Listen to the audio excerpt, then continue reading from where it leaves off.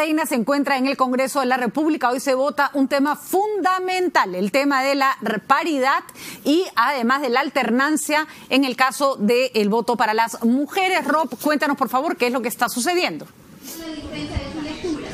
Patricia, en estos instantes, solo en estos instantes se acaba de aprobar la modificación del artículo 16 del reglamento del Congreso y la modificación del artículo 93 de la Constitución Política. Esto es lo que informa en base al predictamen preparado por la Comisión de Constitución, que la inmunidad parlamentaria queda en manos del Congreso y no en manos de la Corte Suprema, como lo había planteado inicialmente el Poder Ejecutivo en su proyecto de la reforma. Así que, Patricia, repetimos la información, se acaba de levantar la sesión luego de que se votara a favor de modificar el reglamento, el artículo 16 del reglamento del Congreso y el artículo 93 de la Constitución Política, en el cual señala que la responsabilidad a cargo del levantamiento de inmunidad parlamentaria queda a cargo del Congreso de la República. Se ha rechazado totalmente la propuesta inicial del Ejecutivo, que planteaba principalmente que eso recaiga en manos de la Corte Suprema. Hace solamente unos instantes, también hace unas horas en verdad, para ser cierto, es que se había planteado también el proyecto de paridad y alternancia,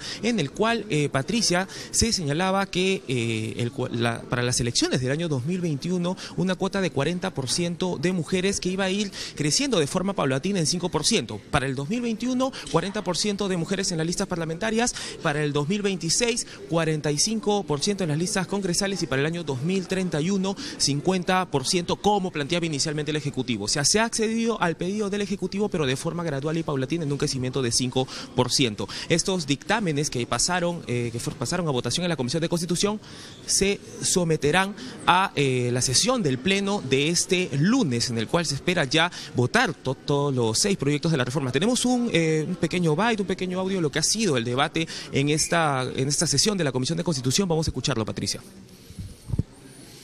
Un Congreso no tiene las herramientas suficientes para defenderse, puede ser muy fácil de presiones mediáticas o políticas y judiciales.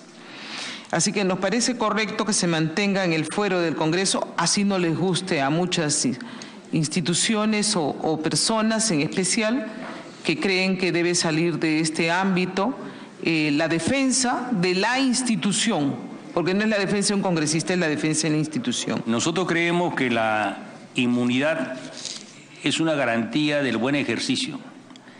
Nosotros creemos que la inmunidad debe ser el 100% para el sentido de los votos, las opiniones políticas que uno emita en el ejercicio de la función y también para las acciones de investigación que se deriven de las comisiones que forme el Congreso o estén dentro de la función de los parlamentarios.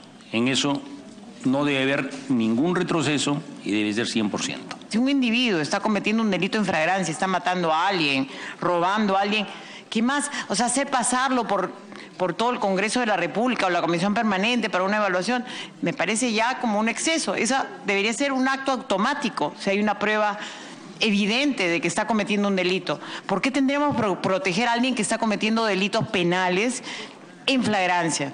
Por eso creo que esto está yendo más allá de lo que hoy día mismo tenemos en nuestra Constitución y creo que debemos revisarlo, señora presidenta. Estamos, congresista. Bueno, Patricia, para conocer un poco las impresiones de lo que ha sido este debate y luego de las votaciones de estos dictámenes, estamos con el congresista Alberto Quintanilla para conocer principalmente su posición. Y es que, congresista, este debate que se ha extendido durante todo el día, han habido muchos puntos a favor, muchos puntos en contra, pero sobre todo se ha tratado de modificar un poco la propuesta inicial del Ejecutivo. ¿Cómo lo ha visto usted? Bueno, yo creo que ha sido una larga jornada.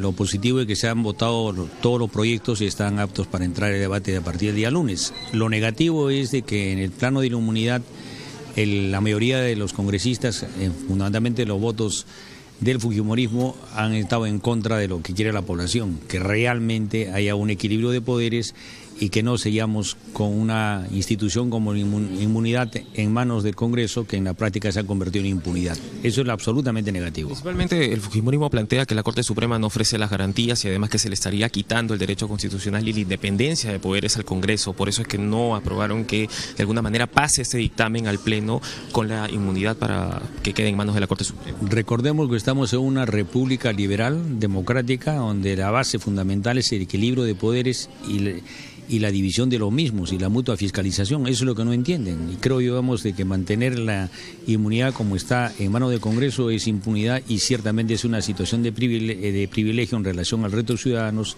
que hace mal a la democracia y debilita al país. Perfecto, muchísimas gracias, congresista, por sus impresiones. Y bueno, vamos a aprovechar también, además del dictamen que se conversó hace unas horas, que era el de alternancia y paridad, con la congresista Indira Wilca, quien precisamente está con su PIN de paridad y alternancia ahora, para conocer sus impresiones. Y es que, congresista, ese dictamen de alternancia y paridad sufrió una modificación. Inicialmente el Ejecutivo planteaba el 50%, hubo una primera votación que planteaba el 40% y luego se modificó con un incremento paulatino de 5%. ¿Cómo han visto esto? Bueno, lo que finalmente se ha podido aprobar, para que los ciudadanos y ciudadanas sepan cómo hemos avanzado en esta reforma, es que la paridad y la alternancia se van a aplicar en el momento de tener las listas para el proceso electoral. Esto ha sido ratificado el día de hoy por mayoría, pero ¿cuál es el asunto? Que lastimosamente no completa la propuesta tal cual fue presentada, que este mecanismo de paridad y alternancia se va a ir implementando de manera progresiva. Vamos a empezar en la siguiente elección con un 40% de mujeres siendo parte de las listas.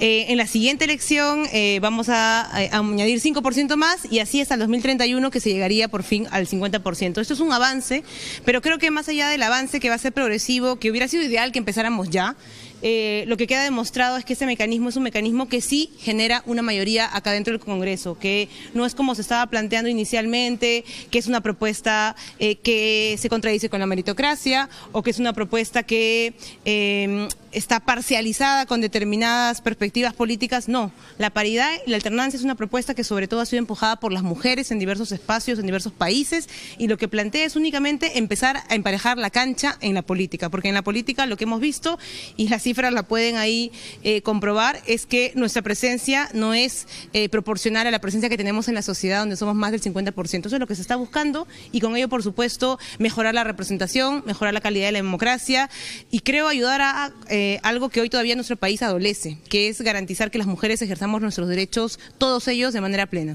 Uno de los mayores críticos de este proyecto de la reforma fue el congresista Julio Rosas, quien incluso señalaba que en otros países donde se ha propuesto la paridad y la alternancia no se llegaba a las cuotas necesarias de 50%. Se planteaba 50%, pero se llegaba al 20%, se llegaba al 25%. ¿Qué opinión respecto a eso? Bueno, que no es tan cierto esa afirmación que hace, que más bien la evidencia nos ha ido mostrando que, por ejemplo, el mecanismo de cuota que tenemos hace 20 años de 30% sí ha permitido que vayamos teniendo más presencia de mujeres, por ejemplo, en este Parlamento, donde hemos podido llegar al 30% después de casi 20 años de cuota.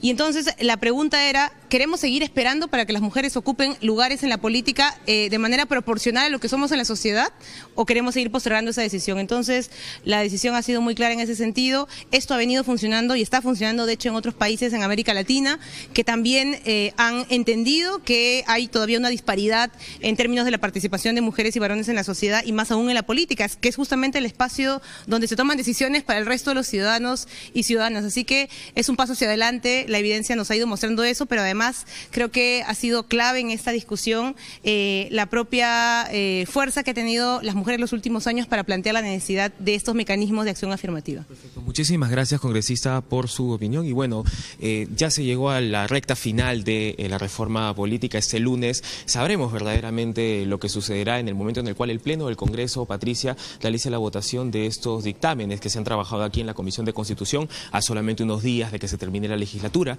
que era la fecha límite planteada por el Ejecutivo. Es la información que tenemos a esta hora desde el Congreso. Regreso contigo, Patricia. Gracias, Rob. Completísima tu información. Entonces, ya tenemos claro el panorama. La inmunidad parlamentaria se queda en el Congreso.